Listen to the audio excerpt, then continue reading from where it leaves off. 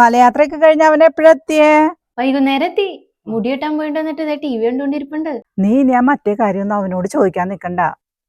ഇനിയിപ്പൊ ചെലപ്പോ അത് പന്ത് കൊണ്ടുവന്നതായിരിക്കും. ഇനി അങ്ങനെ അല്ലെങ്കിൽ തന്നെ 41 ദിവസം വ്രതം എടുത്തും മലക്കൊക്കെ പോയി വന്നതല്ലേ, അവന് നല്ല ബുദ്ധി തോന്നിച്ചോളും. അമ്മ കട്ട് ചെയ്തോട്ടെ, എനിക്കൊരു കോള് വരുന്നുണ്ട്. ആ എന്നാ ശരി.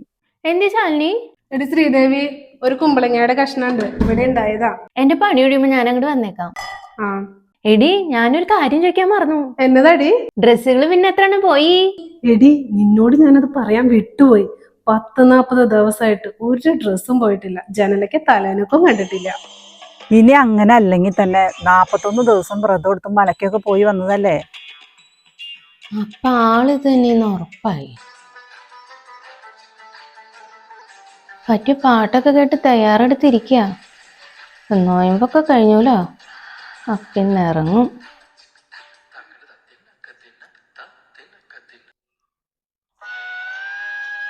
ശ്രീദേവി ചേട്ടാ, അവള് പിരികം ത്രെഡ് ചെയ്യാൻ പോയേക്കാ. ചേട്ടോ. ആ ശാലിനി, ആ കുറച്ച് അരവണായിരിക്കും. എനിക്ക് വേണ്ടേട്ടാ. അമ്പലത്തിലെ പ്രസാദ വേണ്ടെന്നൊന്നും പറയാൻ പാടില്ല.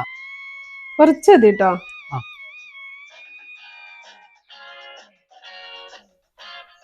പായസം കഴിച്ചിട്ടൊക്കെ മുഖത്താളിരിക്കുന്നേ.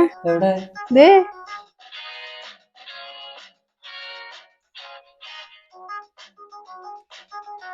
അയ്യേ, കാമപ്രാന്തൻ. അപ്പൊ ഇത് രണ്ടാളും അറിഞ്ഞട്ടാ. നീ പോയ വഴി പെട്ടെന്ന് വന്നാ? ഞാൻ നേരത്തെ വന്നാൽ ഇതൊക്കെ കാണാൻ പറ്റി. ആ ഇതാ അരവണ കുറച്ചുണ്ട്. നല്ല സൂപ്പർ അരവണ. നോക്കി കണ്ടിപ്പോ എനിക്കും തോന്നി അരവണ സൂപ്പറാന്ന്.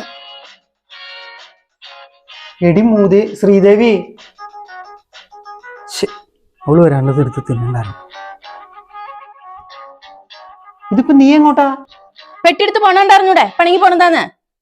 എന്ത് കാര്യത്തിന്? എന്താ ഇവിടൊക്കെ നടക്കണേ? നിക്കടി. ആശാനെ, വിശന്നിട്ട് കണ്ണും തലയും ചിറ്റാണ്. നീ ഒന്ന് അടങ്ങ്, വഴി ഉണ്ടാക്കാന്ന്. ഒരു വഴി തെളിയുണ്ട്. എന്തെന്നാ? ആ പോണ പെണ്ണിനെ കണ്ട ദാ വീട്ടിൽ നിന്ന് ഇറങ്ങി പോണതാ. അതിന് കയ്യിലൊരു പെട്ടി, ദേഷ്യം പിടിച്ചുള്ള നടത്തം, ഏറ്റിപ്പിടിച്ച മുഖം. ഉറപ്പാ അത് വീട്ടിൽ നിന്ന് വടക്കൂടി പോണത് തന്നെയാ. ആശാനെ,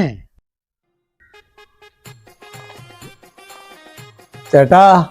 എന്തേ ചേട്ടാ മുഖം നോക്കി രണ്ട് വർത്താനം പറയട്ടെ. അങ്ങനെയാണ് ഞാൻ തിരിച്ചു പറയും. നോക്കി ലക്ഷണം പറയട്ടെ. വേണ്ട, എന്റെ സമയം വളരെ മോശമാണെന്ന് എനിക്ക് തന്നെ അറിയാം. പ്രതിവിധി വേണ്ടേ? വേണ്ട. ഒരു ദക്ഷിണ ഇങ്ങോട്ട് വെച്ച് കഴിഞ്ഞാൽ ഒരു സത്യം ഞാനങ്ങോട് പറയാം. വേണ്ട. ദക്ഷിണ ഇല്ലാണ്ട് ഒരു കാര്യം പറയട്ടെ, പറഞ്ഞു കൊടുക്ക ആശാനെ. താങ്കളുടെ ഭാര്യ പിണങ്ങി പോയതിന്റെ വിഷമം ഈ മുഖത്ത് ഞാൻ കാണുന്നുണ്ട്. ശരിയാ, ദക്ഷിണ തന്ന ബാക്കി പറയാം. തരാം തരാം. 10 മിനിറ്റിനുള്ളിൽ താങ്കളുടെ പിണങ്ങി പോയ ഭാര്യ സ്പോട്ടിൽ അങ്ങോട്ട് വരും. അങ്ങനെയാണ് ഞാൻ പൈസ എടുത്തുകൊണ്ടിരാം. ആ കൊണ്ടുവാ.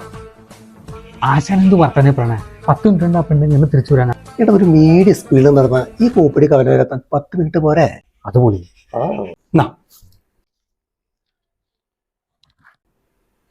നന്നായി വരട്ടെ കേട്ടോ. അല്ല, 10 മിനിറ്റ് കഴിഞ്ഞിട്ട് അവള് വന്നിട്ട് പോയാ മതി. മൂഞ്ചി.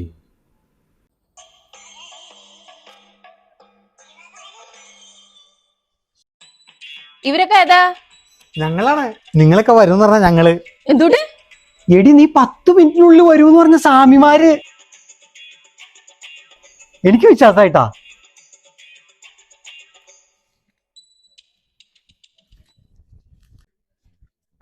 എന്നാലും നീ എന്നോട് വഴക്കൂടി പോയില്ലേ? അതൊക്കെ പറഞ്ഞു ചേട്ടനെ വിഷമിപ്പിക്കില്ല. എന്നാൽ ആ പെണ്ണെങ്ങനെ കൃത്യസമയത്ത് എത്തിയേ? എനിക്ക് തോന്നുന്ന ആശാനെ സിദ്ധി കിട്ടിയിട്ടുണ്ടെന്ന്. ആശാൻ നിങ്ങൾ പറഞ്ഞു നോക്കി, പഠിക്കും നോക്കാം. ഞാനും തൊട്ടാ പറഞ്ഞ നീ തെങ്ങിന്റെ ഇടയ്ക്ക് പറഞ്ഞ വലിയ തേങ്ങ വീഴാണ്ട്. എന്നാലും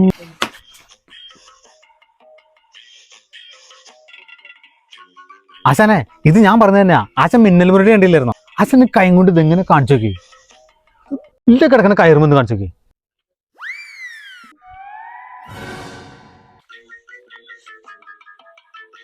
ആശാനെന്താ കാണിക്കണേ? ഞാനേ ഈ സ്പൈഡർമാന്റെ വല വന്നു നോക്കിയതാ. പിന്നെ ഇതെല്ലാം കൂടെ ഒന്നിച്ചു വന്നെങ്ങനെയാ? 2 ദിവസം കഴിയട്ടെ, കുറച്ച് വരും.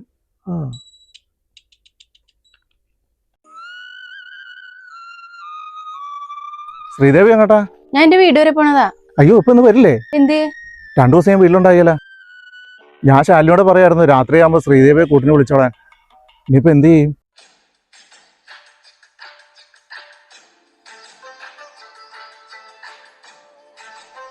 ചേട്ടൻ പേടിക്കണ്ട, ഞാൻ പോണില്ല. വളരെ ഉപകാരം ശ്രീദേവി. നമുക്ക് അയൽവക്ക സ്നേഹമല്ലേട്ടാ വലുത്. ഓ